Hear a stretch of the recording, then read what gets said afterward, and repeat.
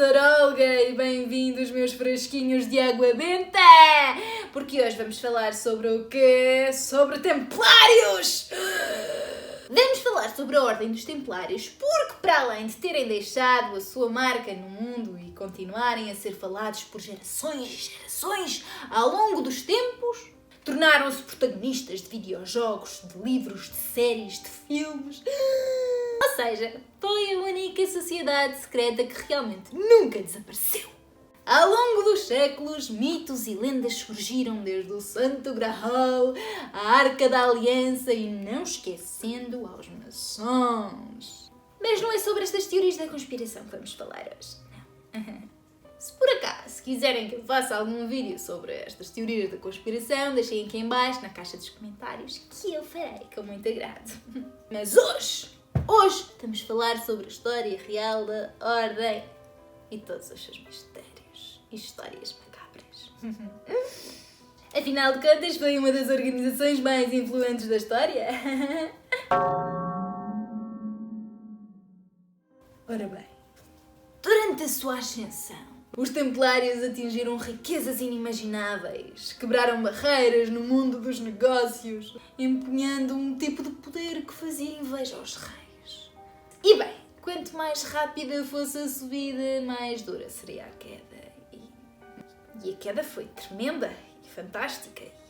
Não devias fazer inveja a um rei, não faças. Acabando com um dos homens mais importantes do mundo dos Templários, queimado em frente à Catedral de Notre-Dame.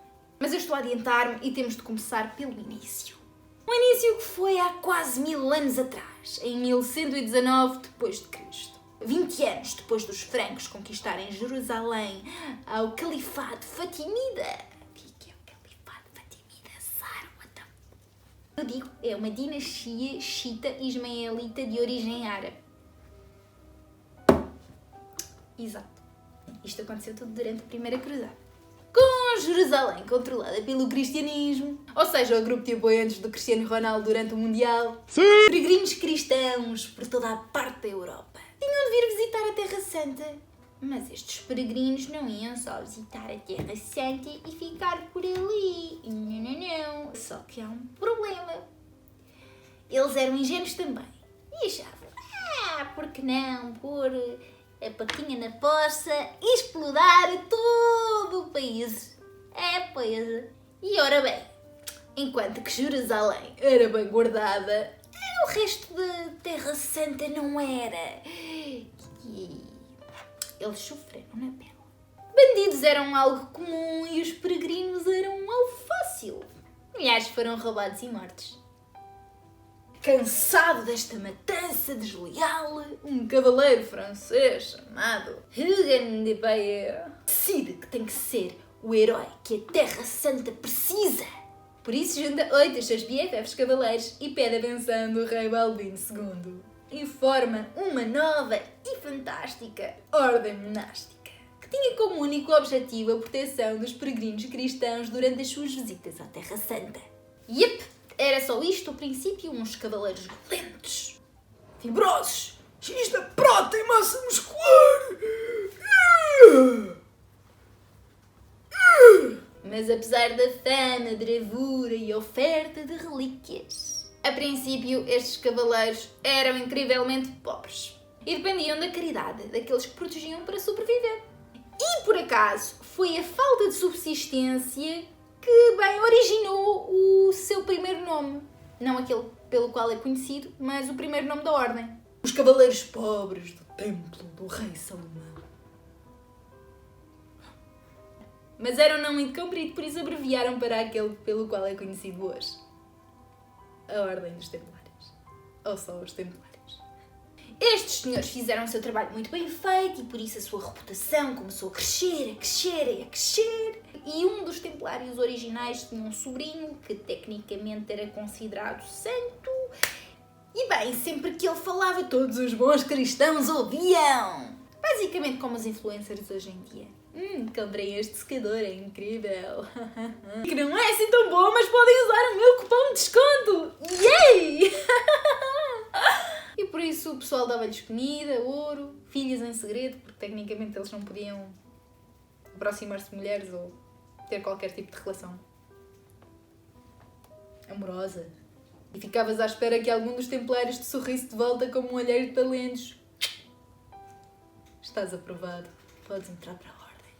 Em 1135 d.C., até já o Papa doava dinheiro para a ordem, quantidades bastante generosas. 4 anos depois, redigiu uma ordem papal que tornaria os templários isentos de pagar qualquer taxa. E basicamente qualquer lei local dos países onde tivessem de intervir. Que conveniente. Ao ponto de chegarem a ter cerca de 20 mil membros. Sim, eles passaram de 9 a 20 mil. Espalhados por toda a Europa e Médio Oriente. Mantiveram-se humildes, ou pelo menos é o que dizem. Vocês têm que compreender que a vida de um templário era muito segmentada e restrita. Repleta de ordem e estrutura, como a vida de um verdadeiro ator de Hollywood. Todos os templários eram obrigados a fazer votos de castidade. Puberdade, de piedade e obediência. E para além disto também tinham que seguir milhares de regras super restritas sobre como lidar com o seu dia-a-dia, ou seja, também podiam ser uma banda de K-pop. Estas regras eram incrivelmente prescritivas, delineando literalmente como deveriam passar o tempo deles. Tomar banho, por exemplo, era estritamente proibido. Sim, sujos. Gosto de vocês sujos. Para além disto, tinham de evitar qualquer tipo de fraternização com o sexo feminino. E para entrares no paraíso tinhas que morrer em campo de batalha. Adeus. Foi bom ter-vos comigo. Adeus. Acabou o vídeo. É isso. Não, estou a brincar. Com todo o dinheiro que a sociedade acumulou, bem como a obrigatoriedade de permanecerem pobres e honrarem a sua pobreza e a missão que tinham por cumprir constantemente, eles não sabiam o que deviam fazer com tanto dinheiro. Então, o que é que começam-se a pensar? A terem um brainstorming e acabam por encontrar imensos benefícios no ramo imobiliário, que se tornou uma das áreas de mais investimento dos nossos templários. Fartaram-se de comprar terrenos, propriedades, catedrais, castelos, na Europa e no Médio Oriente. Continuaram a comprar até que chegaram a quintas, vinhas, estábulos. Contrataram ferreiros, envolveram-se na manufatura, era só dinheirinho a sair e a entrar. Mas a compra mais impressionante foi o quê? Foi nada mais, nada menos do que a ilha de Chipre! Pois, compraram uma ilha. Agora estes homens eram poderosos, invejados, admirados, mas não tinham o poder de uma nação. Não eram reis e ainda por cima dependiam da boa vontade deles para continuarem a existir, ou, bem, a ordem continuar a existir. E depois de 200 anos de sucesso, estes reis fartaram-se de ser sugar daddies. É basicamente isto. Tudo começou em 1187, com a queda de Jerusalém para o general Saladin. Os cristãos, de alguma forma, conseguiram reaver Jerusalém em 1229, mas a seguir voltaram a perdê-la. Aquilo andava sempre de mão em mão. Jerusalém acabou por ficar no controle islâmico durante os 700 anos seguintes, ou seja, até hoje.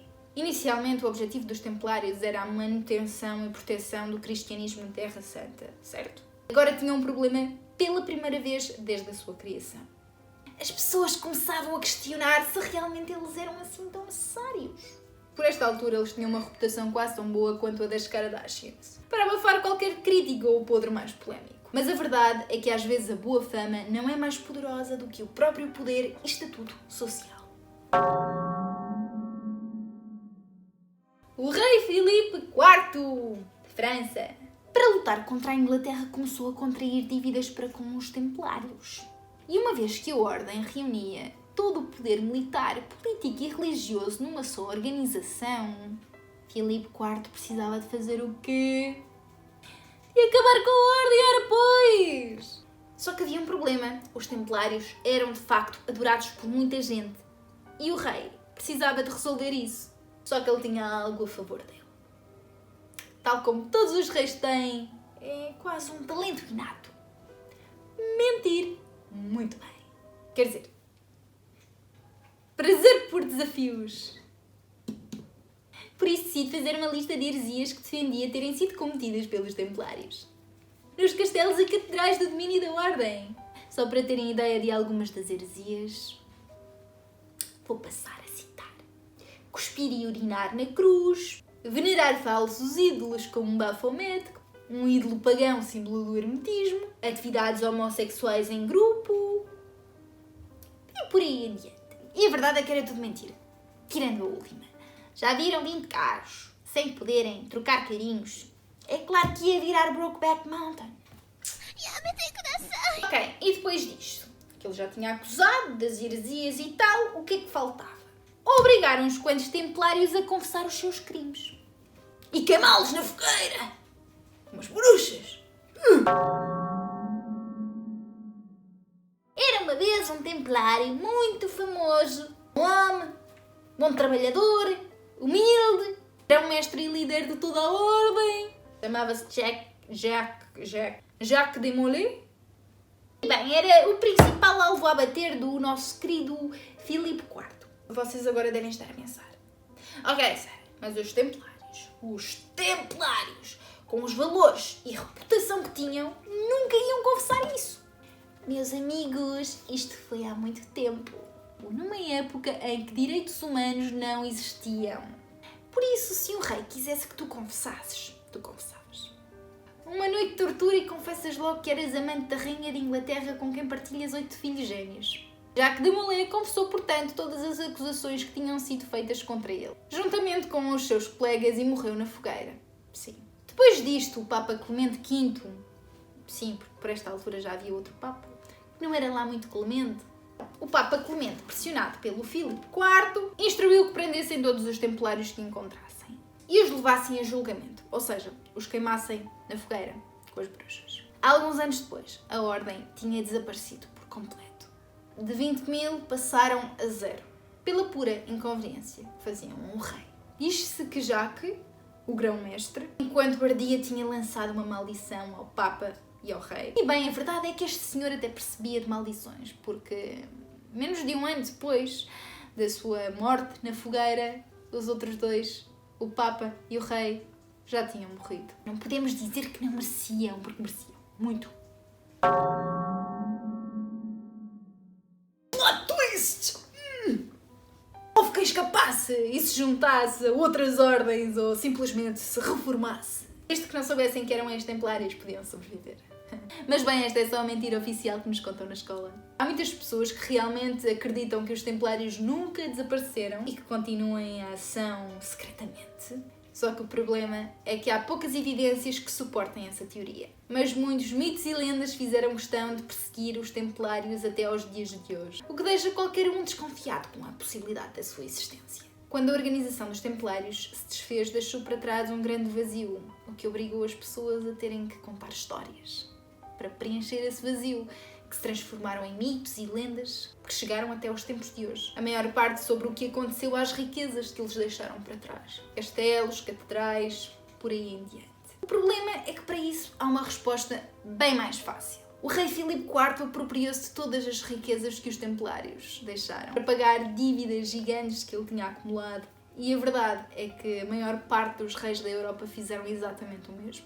Nos dias de hoje, muitas pessoas e organizações secretas, que talvez não sejam assim tão secretas, afirmam veementemente serem descendentes de templários, como por exemplo a maçonaria.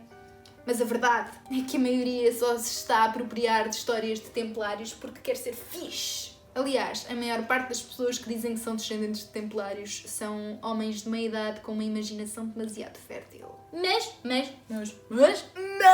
isto não é o fim. Todas estas organizações modernas, há uma em específico que de facto está realmente ligada aos templários. A Ordem de Cristo, que fica cá em Portugal e que tem como grão-mestre o professor Marcelo Rebelo de Sousa.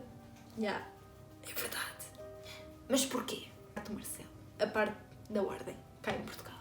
Enquanto pela Europa vários reis, maior parte, quase todos, prendiam os templários que encontravam por ordem do Papa, um rei, Dom Dinis, recusou e fundou a Ordem de Cristo. Convidou templários sobreviventes a juntarem-se a ela, rebelde, que eu gosto muito, orgulho em Portugal.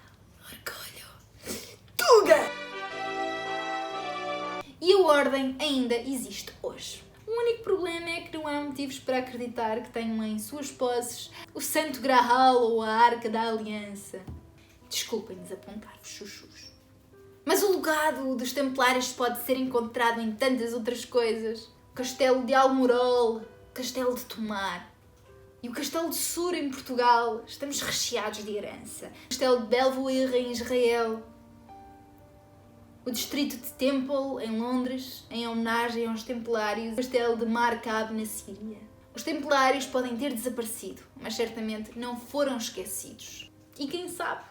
Talvez a sua memória seja mais do que suficiente para fazer a diferença e continuar a inspirar milhões de pessoas ao longo do curso da história. Tal como fez até hoje. Sabem a que parte do vídeo chegamos? Ao fim! Ao fim! Espero que tenham gostado de estar comigo. Até um próximo vídeo. Beijinhos! Desamparem na loja.